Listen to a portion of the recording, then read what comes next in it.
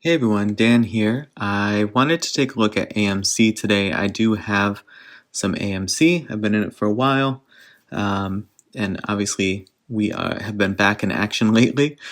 So this is the 30-minute chart. We're still in after hours after Friday, February 26th close. So you might see a little price movement on the right-hand side there, but that's okay. I do see some interesting things here that I think we should watch out for. Um, Obviously we're sitting at this 803 level right now after hours. Um, I do think that we should be looking at this 761 level as our most immediate support at the moment. And that's important because I think if we fall through there and we can't hold this 679 level, we should probably consider a stop loss there, if that is sort of like a reasonable level for you. If you bought in at like $10 or $11, I don't know if that'll feel reasonable to you or not, but if you are sort of in tune with where the price is at today, then maybe it will. So I would look for this 761 to continue being our support level. This 808 is what we are trying to establish right now as a floor, as a new level of support. If we can get there and we start bumping up against 850 and can breach 850 and establish that as our new support level, then I think we will be good to go to $9. I think we'll probably then start hitting this pretty challenging level at 911. I think that'll be a really tough one. Though these could be challenging, this 808 to 850 level, I don't think they will be anything in terms of how difficult it is to establish those levels as support as $9.11 will be. If we can get over 911, I think we have a path to that 1029 level. I think after we reach 1029, if that happens and we're truly over that level and that is now our new support, I think it'll just require a new analysis, to be honest, because this is just too volatile at the moment. So sometimes it blows up your analysis and your chart work, but it still is interesting to see how it performs against what you see in the chart. It sort of like helps you build a bigger toolbox as these things happen and you try to engage with them. So if you want to hop out of the video right now, I definitely understand that. I have had some additional questions in terms of like how I'm finding these levels. So I'll take a couple of minutes to explain that now. Because this action in AMC was so recent and I could catch most of the move by relying on the 30-minute chart, that's what I did.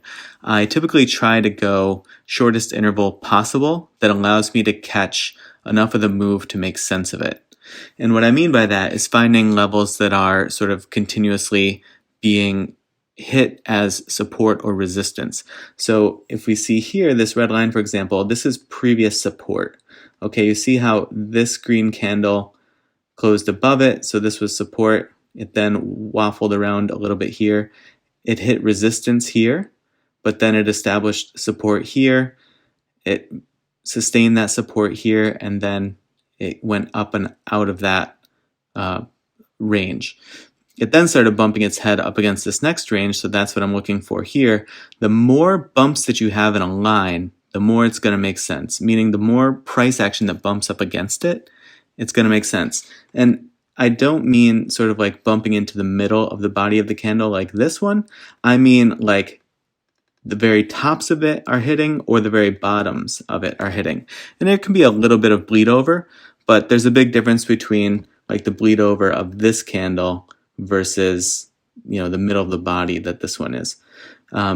So that's what I'm looking for, and I'm looking for previously where those levels were, because that sort of tells you like where people are looking to buy and looking to sell, and a lot of those things still hold true to the present day price action, though the further your interval gets, like the further out it gets, like if you're on the daily or the weekly, sometimes depending on how volatile the stock is or the reason for its movement, it could become pretty irrelevant if you're getting, several weeks or months in the past. Another thing that I look for is this sort of situation here is often really impactful, meaning, at this 30-minute interval, it came up and tried to breach this level, and it couldn't quite make it. It closed there, and then it immediately established itself there and shot up. Really, really strong candle here. So if you see that sort of a situation, that's often a very, very strong level, and that's actually where you find us sort of battling for this level today. And this level was established on the 24th, so that was a couple of days ago. But I would really pay attention to those sorts of situations. If you're looking at the downtrend, which I'm not here because I don't think that this is necessarily in a downtrend, but this sort of situation here, these two candles would kind of be a similar situation, just identifying the downtrend. So that's kind of what I look for. Always scroll left. That means you're looking at the previous price action and seeing what happened. When you get these wild motions here, it can be quite challenging, but you look for these ones that you see that are sort of like really important. Previous candle stops at the same level where the subsequent candle starts, and then it continues a trend. Like, those are really strong indicators. And you see that happened here at this level, and then that actually happened the following day at the same level, just in a downtrend. So these can help you sort of identify where impactful price action is taking place and how the stock reacts off of that target or that level is sort of like informing you of what you want to do. If you want to buy, if you want to sell, if you want to average down, if you feel that you should have a bullish sentiment about it or a bearish sentiment about it.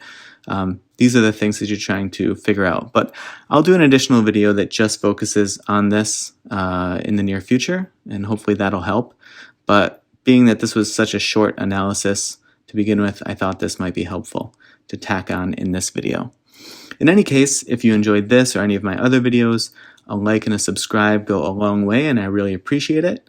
You can follow me on Twitter at Dan_Coyle. I'll put that in the description below.